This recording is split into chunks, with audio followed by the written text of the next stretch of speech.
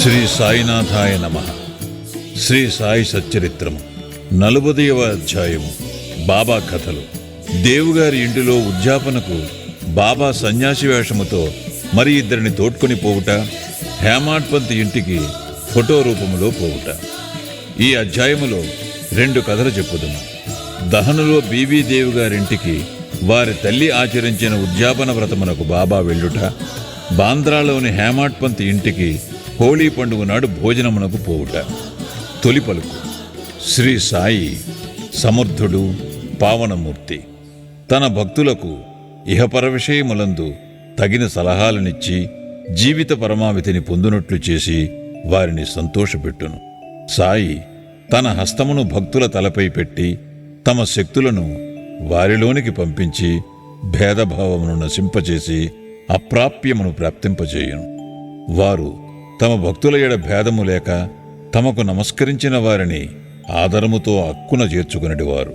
వర్షాకాలములో నదులు కలియు సముద్రము వలె బాబా భక్తులతో కలిసి తమ శక్తిని, స్థాయిని శిష్యులకిచ్చును. దీనిని బట్టి ఎవరైతే భగవద్భక్తుల లీలల్ని పాడెదరో వారు భగవంతుని లీలల్ని పాడిన వారి కంటే గాని అంతకంటే ఎక్కువ గాని దేవుని ప్రేమకు పాత్రులగుదరని తెలియవలెను. ఇక ఈ అధ్యాయములోని కథల వైపు మరలదుము. దేవుగారింట ఉద్యాపన వ్రతము. దహనులో బీవీ దేవుగారు మామల్తదారుగా నుండెను. వారి తల్లి 25-30 నోములు నోచెను. వాని ఉద్యాపన చేయవలసి ఉండెను.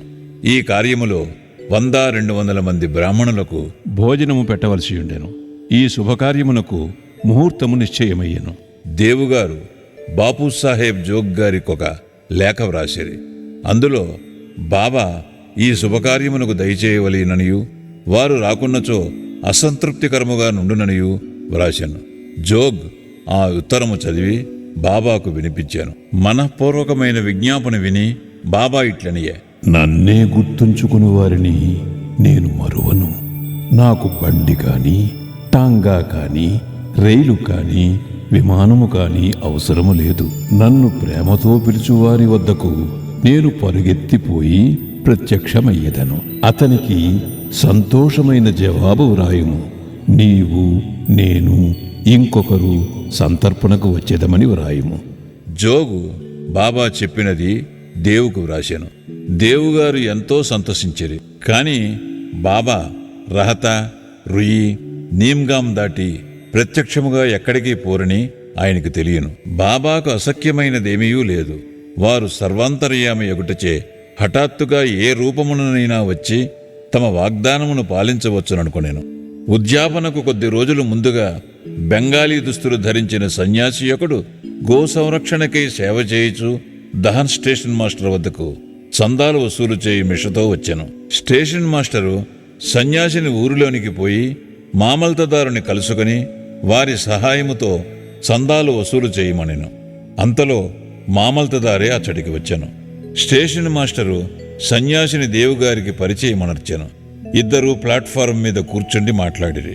దేవు ఊరిలో ఏదో మరొక చందా పట్టి రావు సాహేబు నరోత్తమ శెట్టి నడుపుచుండుటచే ఇంకొకటి ఇప్పుడే తయారు చేయుట బాగుండదని చెప్పి 2 లేదా 4 మాసముల పిమ్మట రమ్మనెను. ఈ మాటలు విని సన్యాసి అతడి నుండి పోయెను. 1 నెల పిమ్మట ఆ సన్యాసి ఒక టాంగాలో వచ్చి 10 గంటలకు దేవుగారి ఇంటి ముందర ఆగాను.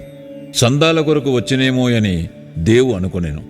ఉద్యాపనకు కావలసిన పనులలో దేవుగారు నిమగ్నులై ఉండుట చూచి తాను చందాల కొరకు రాలేదనియు భోజనమునకై వచ్చేతనని సన్యాసి చెప్పాను.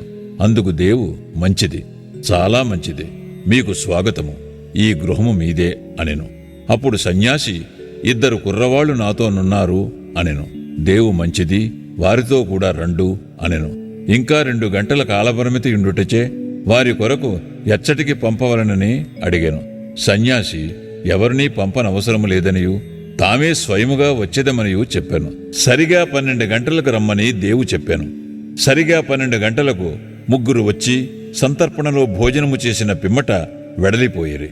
ఉద్యాపన పూర్తి కాగానే దేవుగారు బాపూసాహెబ్ జోగుకు ఉత్తరము వ్రాశాను. అందులో బాబా తన మాట తప్పినని వ్రాశాను. జోగు ఉత్తరము తీసుకుని బాబా వద్దకు వెళ్ళాను. దానిని తెరువక మునిపే బాబా ఇట్లనెను: వాగ్దానము చేసి దగా చేసి తిననుచున్నాడు. ఇద్దరితో కూడా నేను సంతర్పణకు హాజరైతిని, కాని నన్ను పోల్చుకొనలేకపోయినని వ్రాయుము. అట్టివాడు నన్ను పిలువనేలా సన్యాసి చందాల కొరకు వచ్చినని అనుకొనెను. అతని సంశయమును తొలగించుటకే మరిద్దరితో వచ్చేదనంటిని. ముగ్గురు సరిగా భోజనము వేళకు వచ్చి ఆరగించలేదా? నా మాట నిలబెట్టుకొనుటకు ప్రాణములనైనా విడిచెదను. నా మాటలను నేనెప్పుడూ పొల్లు చేయను. ఈ జవాబు జోగు హృదయములో ఆనందము కలుగజేశాను. బాబా సమాధానమంతయు దేవుగారికి వ్రాశాను. దానిని చదువుగానే దేవుకు ఆనంద భాష్పములు దొరలెను. అనవసరముగా బాబాను నిందించినందులకు పశ్చాత్తాపపడెను. సన్యాసి మొదటి రాకచే తానెట్లు మోసపోయెను.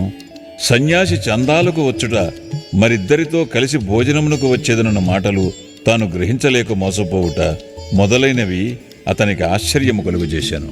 భక్తులు పూర్ణముగా సద్గురువును శరణు వేడినచో వారు తమ భక్తుల ఇండ్లలో శుభకార్యములను సవ్యముగా నెరవేరినట్లు చూచెదరు అనున్నది ఈ కథ వల్ల స్పష్టపడుచున్నది. హేమాడ్ పంత్ ఇంట హోలీ పండుగ భోజనము.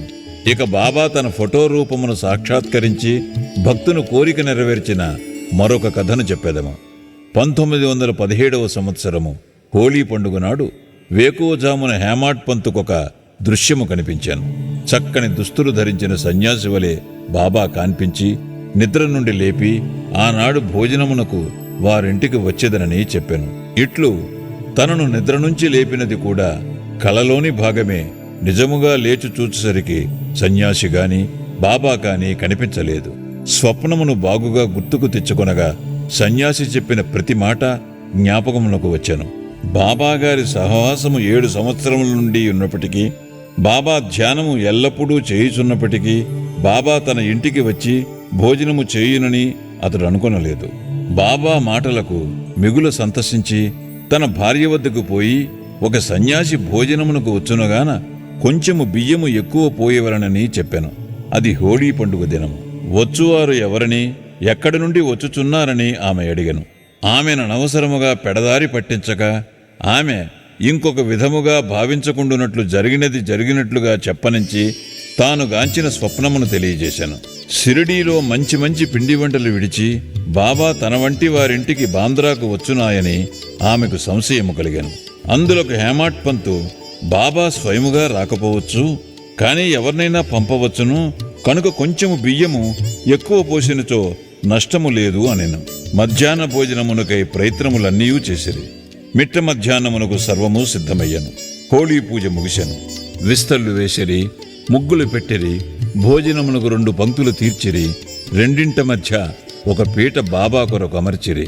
గృహములోని వారందరూ, కొడుకులు, మనుమలు, కుమార్తెలు, అల్లుండ్రు మొదలగు వారందరూ వచ్చి వారి వారి స్థలములను అలంకరించిరి. వండిన పదార్థములు వడ్డించిరి. అందరూ అతిథి కొరకు కనిపెట్టుకుని ఉండేది. 12 గంటలు దాటినప్పటికీ ఎవ్వరూ రాలేదు. తలుపు వేసి గుండ్లెము పెట్టిరి. అన్నశుద్ధి అయ్యను, అనగా నెయ్యి వడ్డించిరి. భోజనము ప్రారంభించుటకు ఇది ఒక గుర్తు.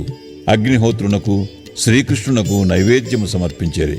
అందరూ భోజనము ప్రారంభింపబోచుండగా మేడమెట్లపై చప్పుడు వినిపించాను.